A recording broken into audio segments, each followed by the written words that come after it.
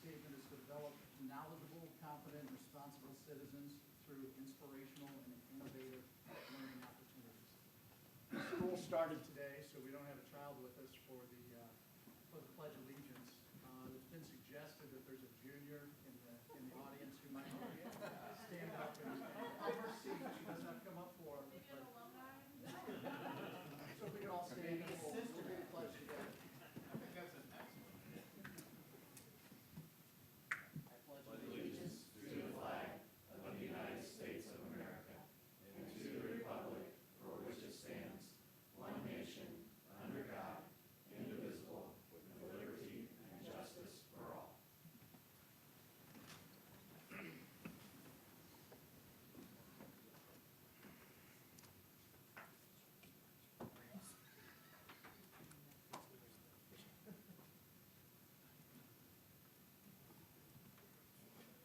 Everyone's been presented with a copy of the agenda. And I would ask for a motion to adopt the agenda. Mr. President, I move that we adopt the agenda as shown. Do I have a second? Second. Thank you, Mr. Russell. Mr. Alexander? We'll call for a vote to adopt the agenda. All in favor, say aye. Aye. Opposed? 4 ayes, the agenda is adopted. This is our board reorganizational meeting today. We always do that in January to start off the new year. Do I have a nomination for president of the school board for the year 2020? I move that we nominate Rob Daniels for the position of president of the Center Grove School Board. Do I have a second? Second. All those in favor, say aye. Aye. Opposed? It's also the time where we look at reorganization and we look at other positions on the board. If we could pull up, I'm sorry. It's all right. If we could pull that up.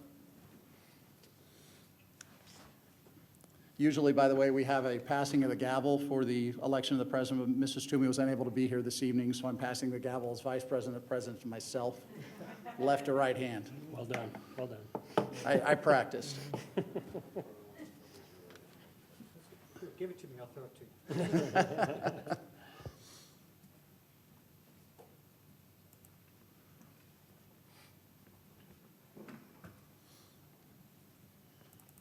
Has everyone had the opportunity to take a look at the board reorganization that's been proposed? Yes, Mr. President. Yes. And I'm going to do it a little different. Instead of moving to approve it, I'm going to ask, is there any discussion that needs to be had on any of the positions on the board reorganization? If there's no discussion, I'll take a motion to approve the board reorganization. Mr. President, I move we approve the board reorganization document as presented. Do I have a second? I'll second. Thank you, Mr. Alexander and Mr. Hubbard. All those in favor of the board reorganization as set forth in our agenda and shown on the screen, please signify by saying aye. Aye. All those opposed? The ayes have it.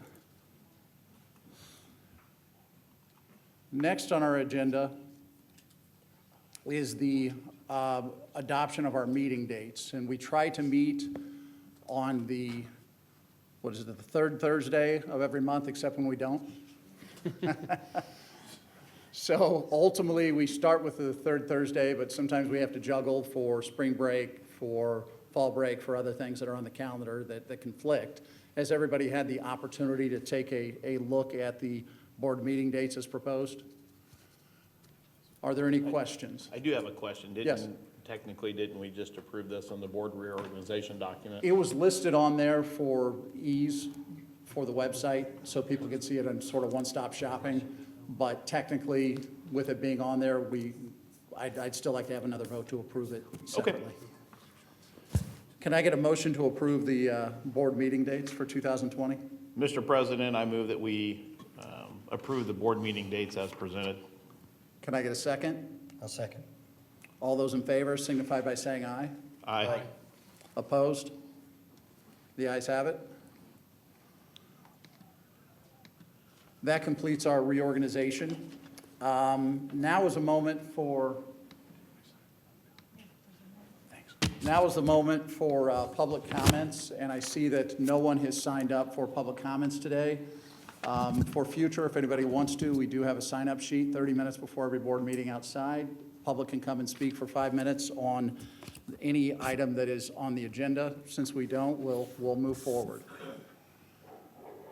Next, we'll move on to our consent items. And do I have a motion to approve the consent items? Mr. President, I move we approve the consent agenda as presented. Thank you, Mr. Alexander. Do I have a second? I'll second. All those in favor signify by saying aye. Aye. Opposed? The ayes have it. The consent items are passed. Thank you. Now, we have a couple of action items today. First is an item to accept a donation of money for the Center Grove Food Service, and that will be presented by Dr. Rich Arkanoff. Thank you, Mr. Daniels. This evening, I'm recommending that the board accept a donation for food service department in the amount of $6,000. And Dr. Long can give you a little bit of additional information on that.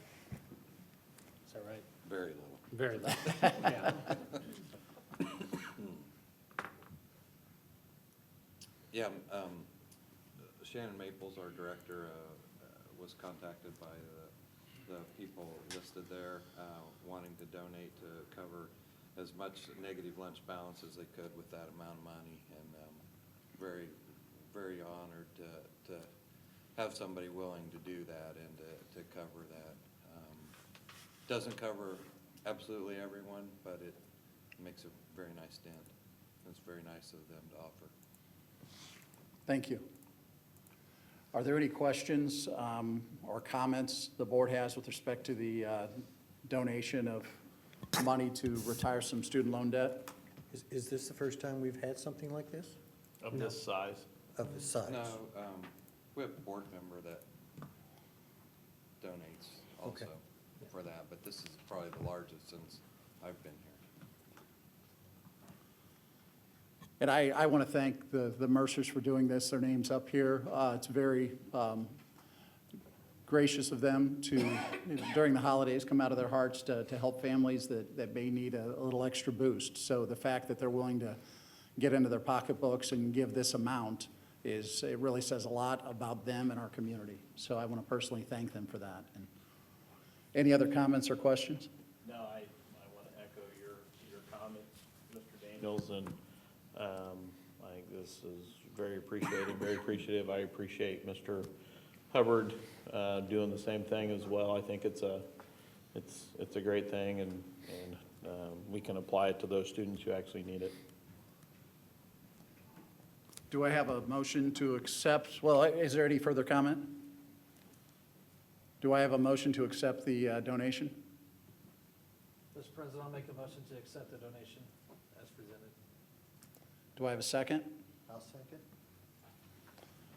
All those in favor signify by saying aye. Aye. All those opposed? The ayes have it. Thank you. Next on the agenda is a proposal to approve additional contributions to the superintendent's 403B retirement plan. And I'll turn it over to Dr. Gabriel for some additional information. Thank you.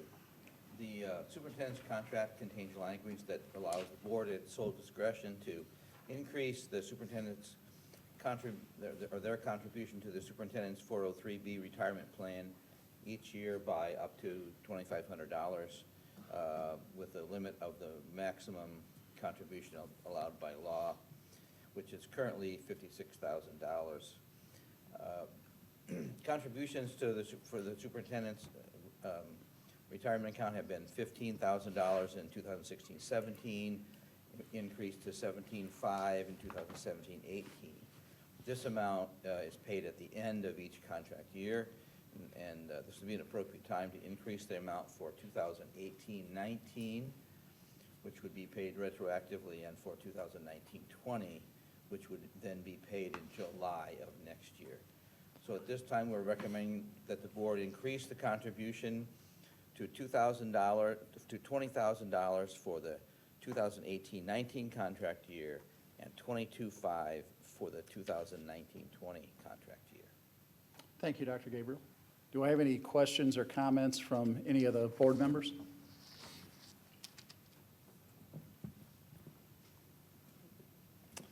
Being no questions, I'll entertain a motion to approve. Mr. President, I move that we make the contribution. How do we want to word this? It's right here. Right there. Let me blow it up for you. Yeah, bigger. I move that we approve the increasing the superintendent's 403B employer contributions to $20,000 for the 2018-2019 contract year and to $22,500 for the 2019-2020 contract year. Do I have a second? Second.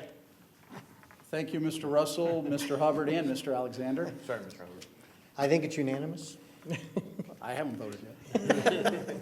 I'll call for a vote. All those in favor, please signify by saying aye. Aye. Opposed? The ayes have it. Thank you. So it's unanimous. Just because I second it doesn't mean I Well, can. presiding over my first meeting as president, I may have set a record for the quickest meeting ever. No. We gotta hurry up No. and end it. No. You're close. You're off to a good start. You're off to a good start, but.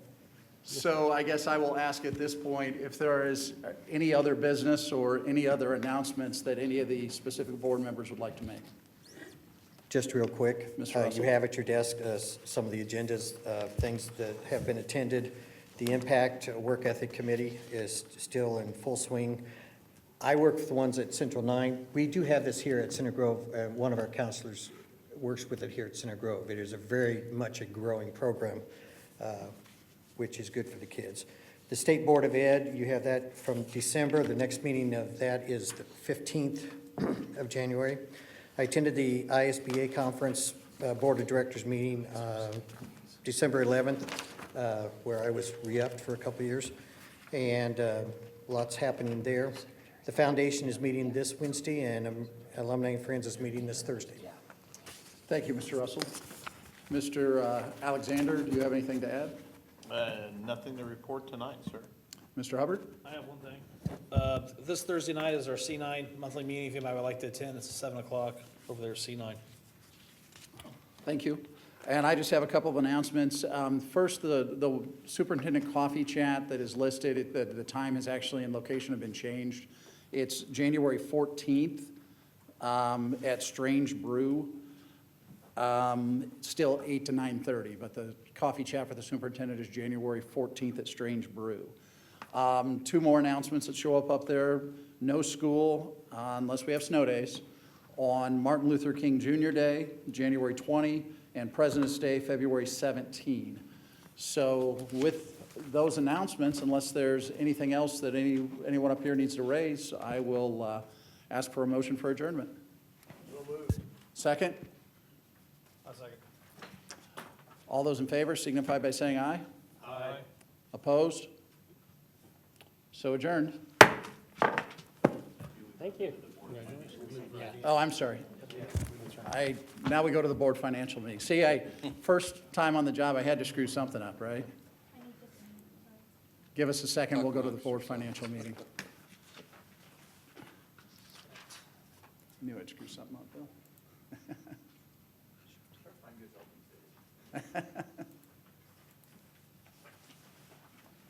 Scott, he made the motion.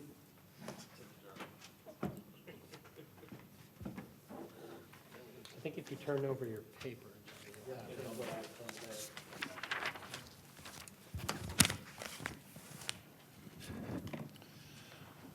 But it's also on board docs.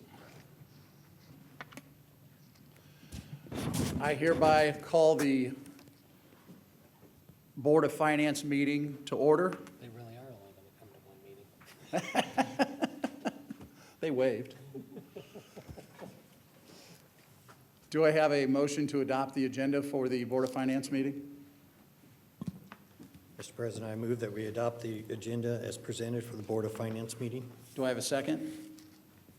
Second. Thank you, Mr. Russell and Mr. Alexander. I'll call for a vote on the adoption of the agenda for the Board of Finance meeting. All those in favor signify by saying aye. Aye. Opposed? The ayes have it. Once again, we have time for public comment, but no one has signed up for public comment, so we'll move along. Now we'll look at the resolution adopting the Board of Finance, and Dr. Gabriel has some information to present. Yes, this is on the screen. State law requires that schools have an annual meeting of the Board of Finance. And as this document shows, I've listed the 5 purposes that the Board of Finance is to accomplish and the legal references.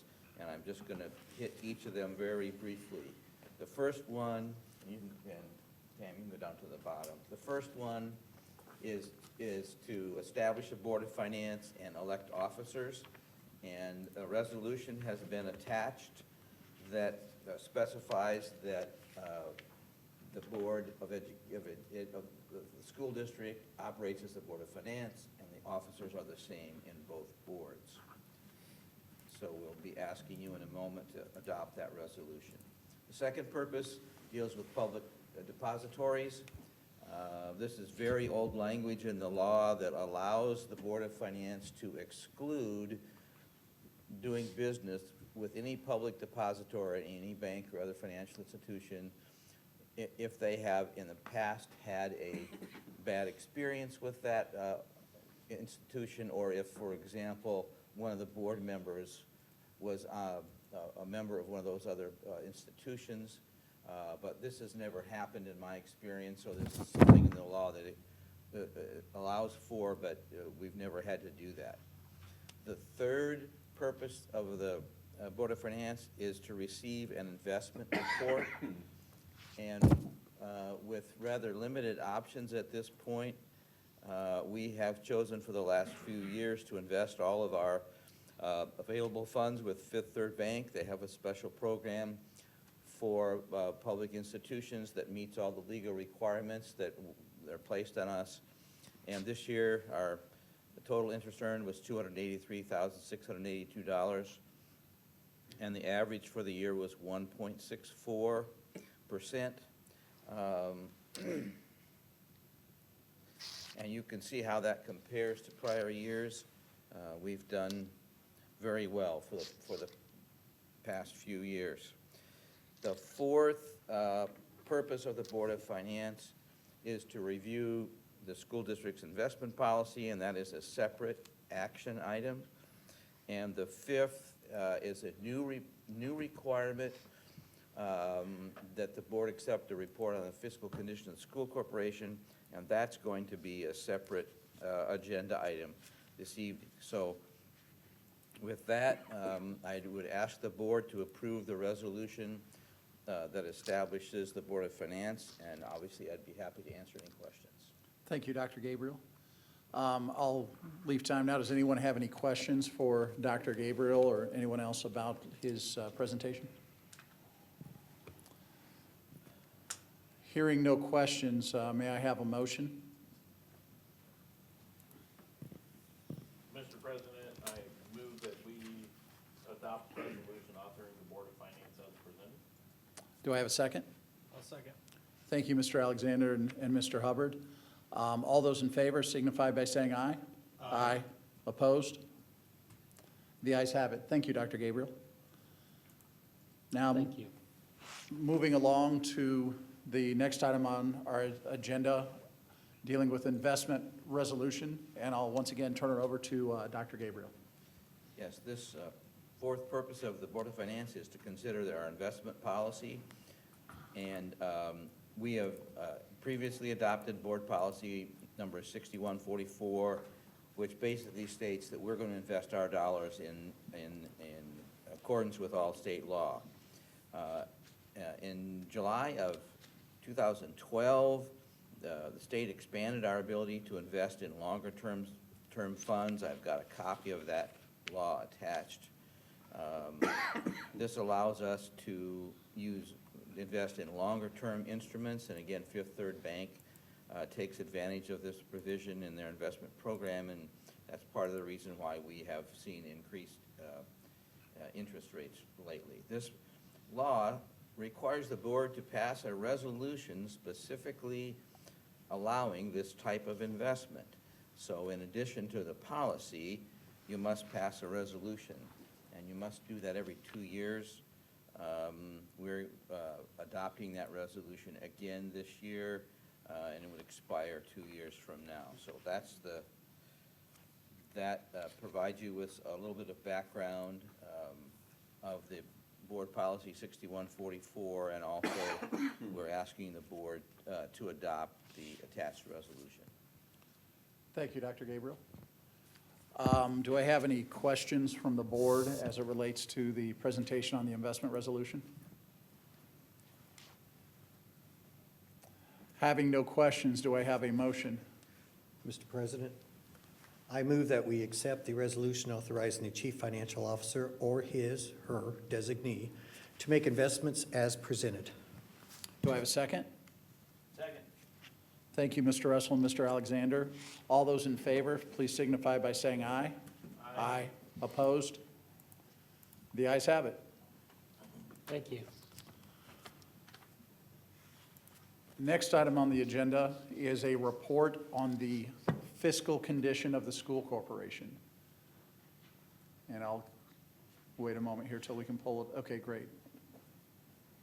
And once again, I'll turn it over to Dr. Gabriel to provide the report on the fiscal condition of the school corporation. Okay, thank you.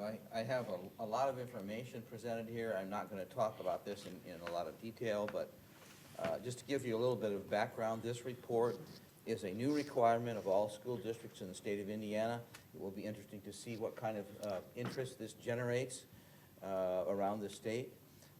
And the law specifies that we must use the 8 fiscal indicators adopted by the Distress Students Appeal Board, which is a department of the state of Indiana. These 8 fiscal indicators are available for the public to view at the website that I've listed there, and you can look at all districts in the state of Indiana and also do some various selections. One important part about this is that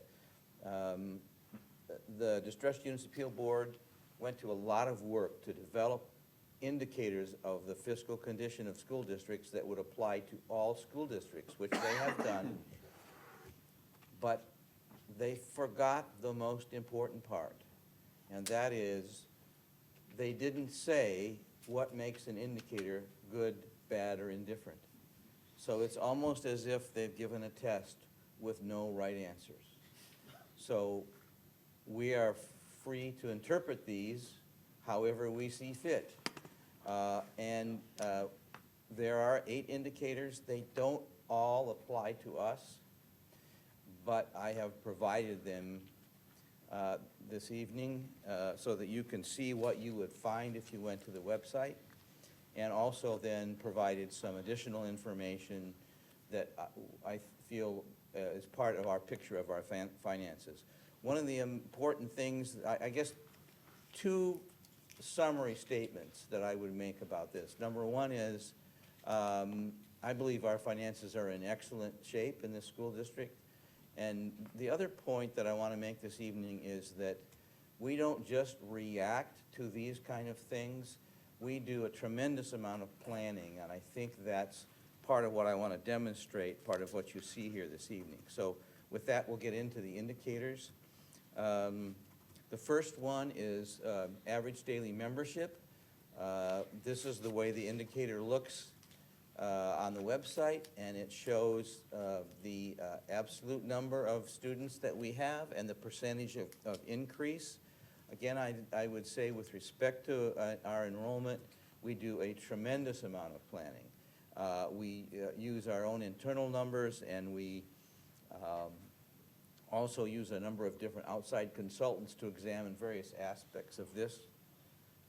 And this just provides a little bit of a summary of what our enrollment projections have been as we look to the future.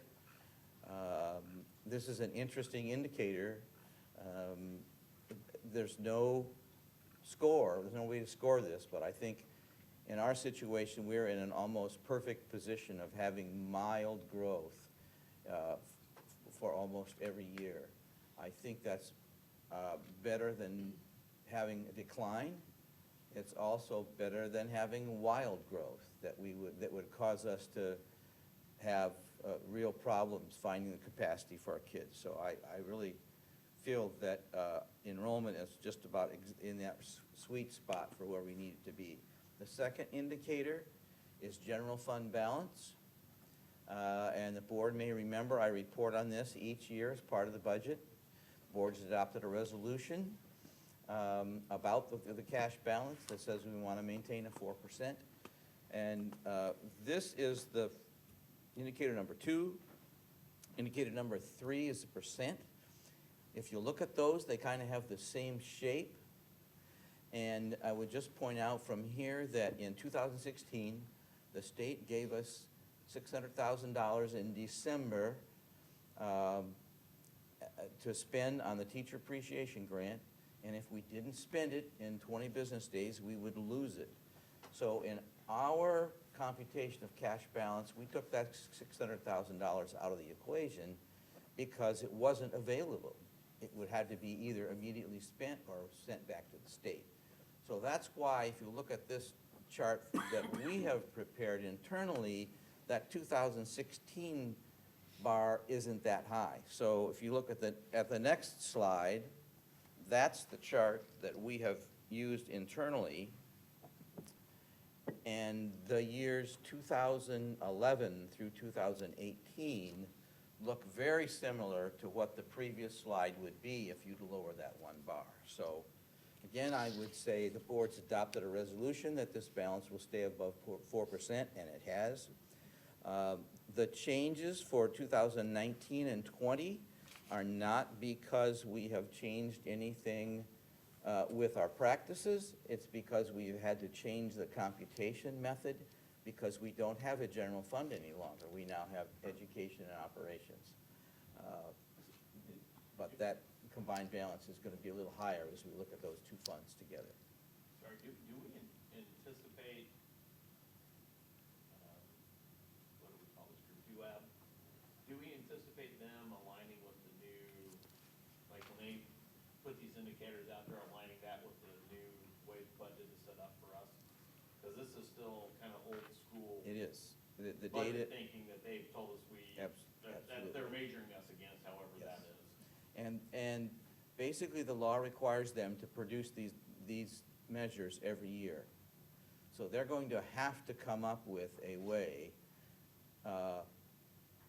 before the end of 2020 to present 2019 data that will look like this, but obviously, you know, it can't just be the general fund balance anymore. They're gonna have to change that, and they're gonna have to, so it's gonna make it difficult to do comparisons in future years. Not to be too critical, but it almost looks as if right hand and left hand maybe, because they have a DUAB system that they pass where they have indicators that are the old indicators instead of the new. So I'm with you, I hope they catch up.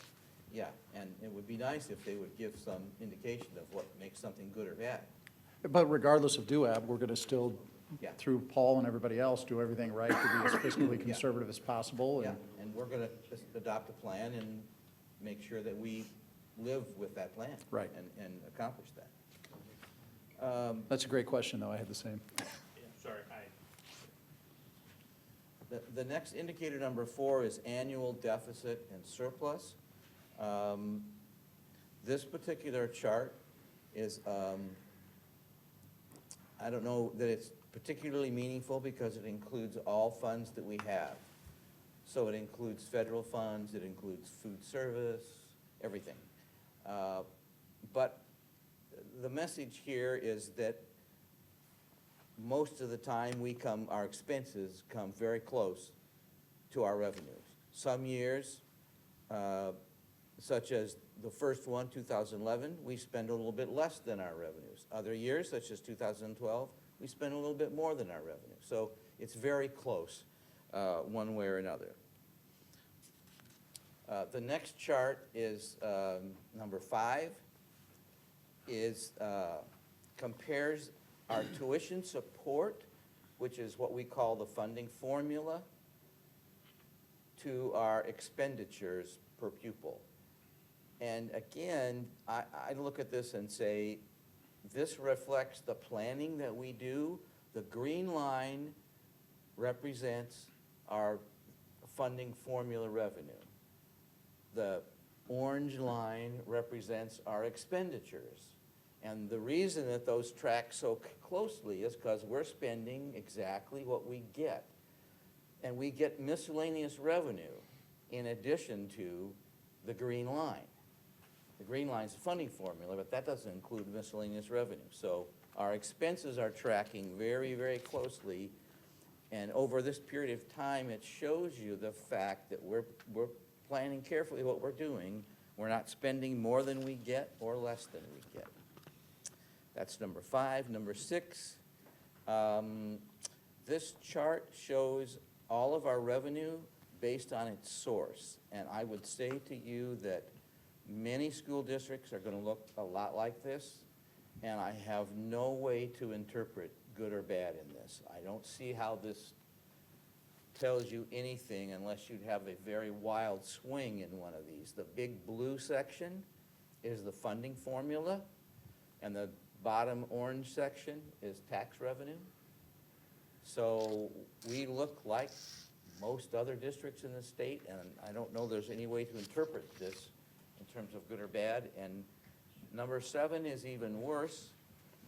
This chart represents what percent of our total income comes from a referendum. Nothing? We've never had referendum Pass.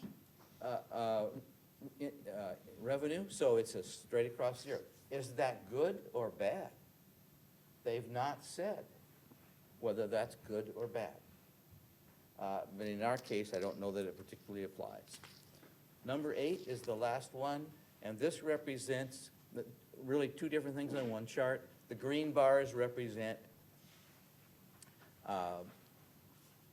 the amount of money that we spend on the general fund on salaries and benefits, and the blue line is the right-hand axis and shows the percentage of the general fund that is spent on salaries and benefits. Again, the green bar is increasing every year is an indication that we're spending more money on salaries every year, which of course we do because we are a growing school district and we get more revenue every year and we give raises. And the blue line, I think, represents the fact that we've tried very hard, if there were expenses that could be moved out of the general fund, to move it out of the general fund so we can maximize our salaries. And that range between 90 and 100, again, is very typical of most districts in the state. So I'd like to talk about a few additional things that I think are part of the Center Grove story. A few things about our tax rate. This shouldn't be anything new to the board. This is a chart that we present every year as part of the budget. Our current rate for this year was down a penny at 101. And the next slide, the last data that we have available is for 2019. This shows how our tax rate compares with the rest of the schools in the county, and our position on this chart really hasn't changed a great deal. One of the reasons that tax rate is level, and we've talked about this chart in the past as part of the budget, is that we've managed very carefully our debt service payments, which is what we have the ability to control. And we have tried since 2009 to maintain a level tax rate, and this is just the debt service portion of it. We expect to continue that with projects that we're proposing for 2020, but frankly, as we continue to expand our capacity in future years beyond that, we think we're probably gonna have to increase our tax rate to pay for some of the expansions that we're going to need. Another indicator that is very positive for Center Grove is our assessed value. And we're very fortunate. This isn't something that we control, obviously, as a school district, but it puts us in a very favorable position that we're seeing consistent mild increases in our assessed value. Another area that we are planning very carefully and looking into the future, you'll see some more about this at our meeting next month, and that is the various proposed building projects. The first 4 on here are things that have already been passed and approved by this board in various stages. And we have 3 more, Sugar Grove renovation, the maintenance projects, and finishing the Pleasant Grove renovations that are scheduled to be initiated in 2020, and there'll be further information on that in the February meeting. But I show this here again to emphasize the planning that we've gone through to manage that tax rate at a level spot. And the last thing I want to mention is that we've started doing a monthly report to the board to compare our budget with our expenses to see where we are. How do our expenses relate to what we have budgeted them to be? And that's been fairly consistent. This is the October report at 3.3%. That says our expenses were 3.3% less than our budget at that point in time. So with that, as I said, this is certainly open to some of our own interpretation, but I just wanted to comment on some of the things that I think apply to us and that tell our story. I think from a standpoint of enrollment, we are just exactly where we want to be.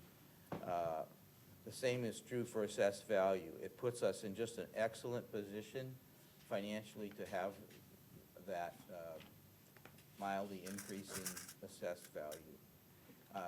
I think also that chart that compares formulas, revenue to expenses, shows that we are doing exactly what we want to do in spending almost exactly the money coming in is what we spend and go out. Our tax rate, I think anybody would say it could always be better, it could be lower. But I think we've done an excellent job of managing where it is, and I certainly rate that as very good. And similarly with our cash balance,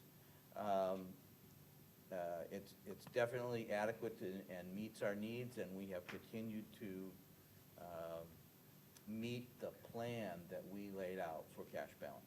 So with that, that's I hope a quick summary of the financial condition. First time we've ever done anything like this. I'd be happy to respond to any questions. Anyone from the board have any questions? Yeah. Mr. Alexander? Just for clarification, slide 19, those aren't our ratings, those are the ratings that are actually, those are yours? Those are mine. Okay. There are no rating, there's no rating There's no system, right or wrong. period. There's no right or wrong, it's No not. right or wrong. I think those are the positions that if you asked me what I thought, I would argue for these positions. And so, Okay. Just really my professional opinion. And over the last decade, I've learned to trust that professional opinion, so. Your batting average is pretty good. And then on slide 16, the 2020 assessed value, is that a projection? No, that's actual. So that is actual? Yes, that's actual. Okay. It's interesting that it's down. God, it's gone down, which, yeah. Any other questions or comments? I guess I just have a couple of comments more than questions. I know there's a lot of work that goes into this condensed version that you shared with everyone, and I want to make sure everybody realizes that the time and effort that goes by, the entire administration, particularly Paul and his group, to put this together is appreciated. to show that, you know, you're working, planning, and doing what needs to be done in order to keep us on the right track. So I thank you for all that, and I was just surprised you got this thing in 18, 19 slides? Yeah. So thank you. And there's no action to be taken. This was just a report. So if there are no other questions, I'll take a motion to adjourn. So moved. Do I have a second motion to adjourn? All those in favor signify by saying aye. Aye. All those opposed? Let's try that again. All those in favor signify by saying aye. Aye. All those opposed? The ayes have it. We need to reconvene the exec session.